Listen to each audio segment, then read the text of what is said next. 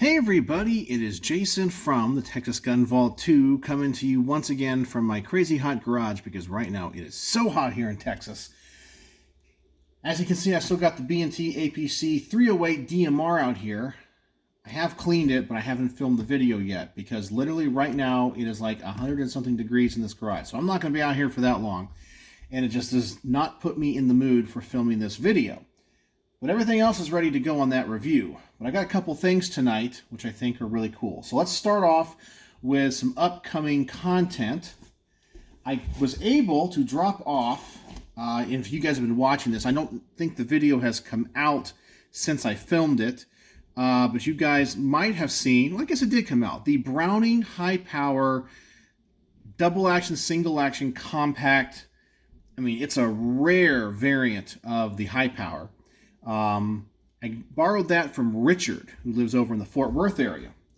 And I got another cool gun today, and it is another Hi-Power. So let me show you this one. And this is a really cool version of the Hi-Power, something that really interests me from a military collecting standpoint, and something I'm definitely going to have to do some research on. So I'm not really sure if I should do it more in the format of a From the Vault or a range report, but I am going to shoot it. So here we go. Here is the Hi-Power. And as you can see, it is in nickel plate. And this is a 1953 Syrian military contract Hi-Power. So it actually has the, I guess, the insignia of the Syrian, I don't know if it's the government or the military right there. And it has all of the older markings for the Hi-Powers. Let me cover up that serial number there. I don't know if that's going to come across there. It has the internal extractor, which is kind of cool and interesting. So it's different than all of the modern Hi-Powers. And it's in, I guess he said, something nickel plate, like I have to look it up, like electroless nickel plate or something. It's not like a high polished nickel. It's in kind of a slick, but kind of like what looks like a sandblasted finish. And I asked Richard what he knew about it. He said that he bought this from one of the big box stores, a Cabela's, a while ago. And he did some research on it. And this finish, he has actually seen other pistols from this contract and this finish. However, he doesn't think it was original to the contract. However, most likely this pistol was captured at some point by the Israelis, and the Israelis were known for taking pistols that they captured on the battlefield and adding this finish to them, which they think is a little bit more durable.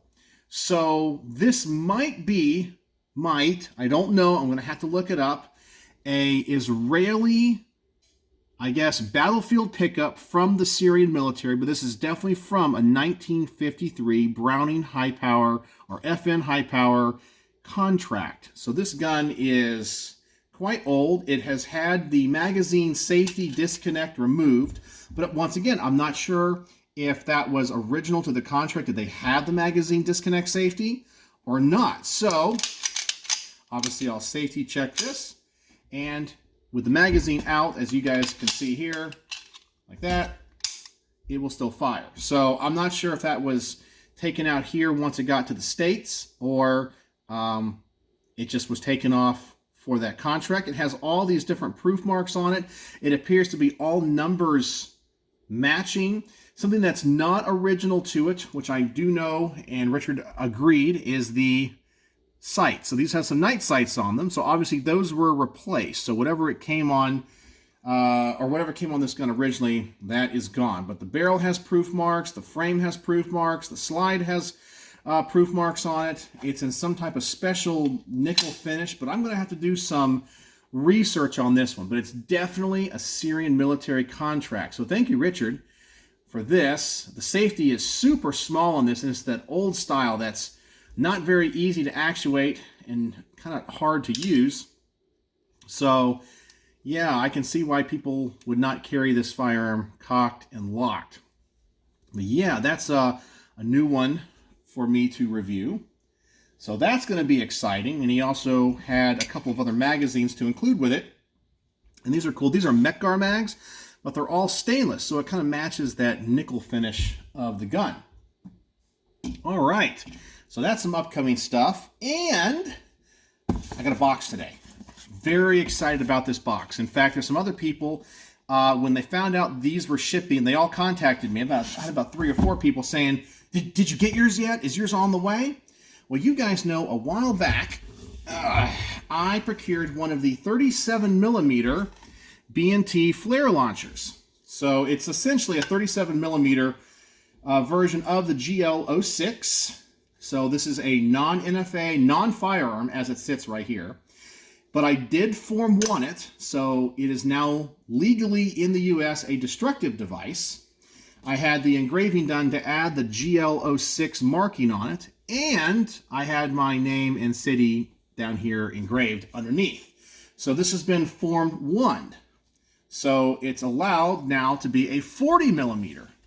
And B&T has made the barrel. So that's smooth bore. This is supposed to be rifled bore, and it's why they say it's one of the most accurate, I guess, grenade launchers in the world. So we're going to open this box. I just got this today. So let's see what the quality of this thing is. Let's see here. Man, they packaged this thing up good. All right. So I'm probably going to do a video on this on the main channel and see how hard this barrel is to replace. I can't do some things on camera, but whoa, take a look at that packaging. There you go. It says here on the side, US made 40mm barrel for the GL-06 flare pistol. And it looks like we got my invoice here, so I'll put that aside, put that in my file cabinet. Nothing else in that box. We're going to save that for the video, so I'll put it down over here.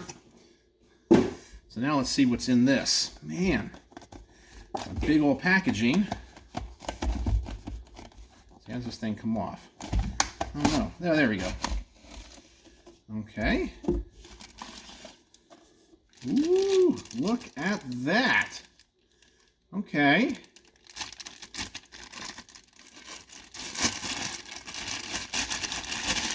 I don't even know how hard this is going to be to replace, but I'm going to assume it's pretty easy. I know there's a spring you got to replace on it, and I know it just has one pivot point, so I'm assuming there's a screw or some type of pin I want to take off the rails of that to get to.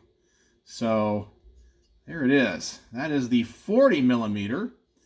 And it looks like I'm going to have to take the sight off of the old one. Let me see how that comes off. Yeah, I can just do that. That's not a problem. All right, so I think we're going to be good. And, of course, I don't know if this is going to show here. See if I can look down at there. Maybe you can see the rifling. Yeah, that is cool. Wow. So, there you go. So that is going to be the 40mm barrel for this thing. So it's now pretty close to a real GL-06 grenade launcher. That is cool as heck. So this is my first destructive device. Now you can get, I guess, non-explosive 40mm projectiles. So like, I guess there's like beanbag rounds, smoke rounds. There are flare rounds that are for 40. So that's kind of cool. So I may have to pick up a few of those. I want to say like the beanbag ones aren't too expensive. Some of the smoke grenades aren't too expensive. So I'll probably pick up a few of those and try this thing out sometime when I can go out to a field and do it in a safe area. But yeah, check that out. That is cool.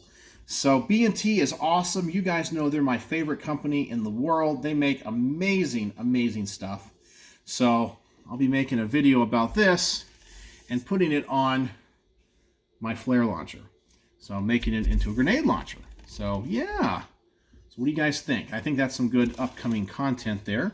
I had some good ideas from some people that contacted me about what I might do for this weekend's commentary video if I do one. So we'll see. But if you guys still have any ideas, let me know.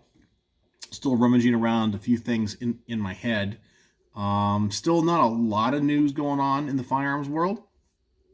But yeah, so that's about it. So anyway, what do you guys think? An awesome, awesome high power. Really cool. Still got this amazing B&T APC 308 DMR out here on the workbench, which I got to do the finishing touches on the review. And I have a B&T GL-06 out here, which I now have the 40mm barrel for, which I can install because I got the ATF approved Form 1.